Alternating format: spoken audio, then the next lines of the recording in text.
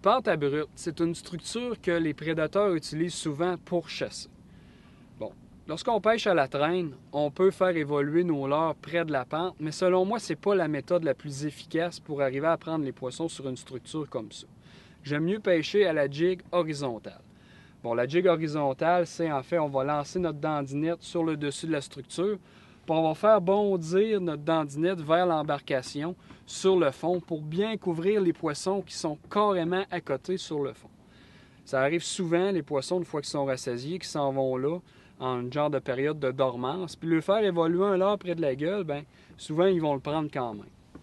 Donc là, ici, en plus d'avoir une pente à brute, j'ai du foin sur le dessus de la pente. Ça, les ménés, habituellement, ils s'en vont évoluer sur ce petit foin-là pour se nourrir. Les prédateurs, eux autres, ils s'en vont dans la pente une fois rassasiés.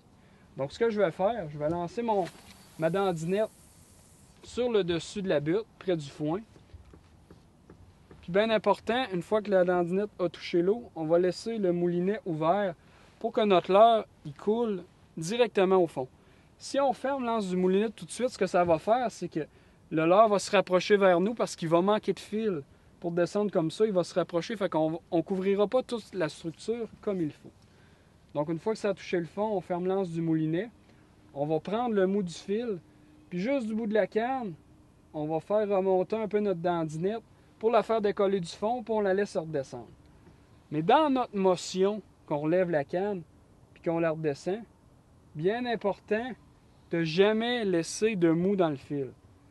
Parce qu'il peut arriver que les poissons, c'est en redescendant qu'ils vont prendre la dandinette. Puis si on garde pas notre fil tendu, on ne sentira pas la morsure.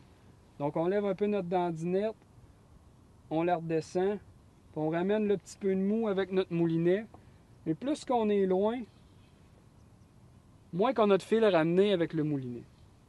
Vous allez voir, plus que vous allez vous rapprocher de l'embarcation, plus qu'il va falloir tourner l'anse du moulinet pour que notre jig saute correctement sur le fond. On le sent bien avec la canne, là. Si vous avez un fil tressé, là, vous allez voir, là, la sensation est quand même là.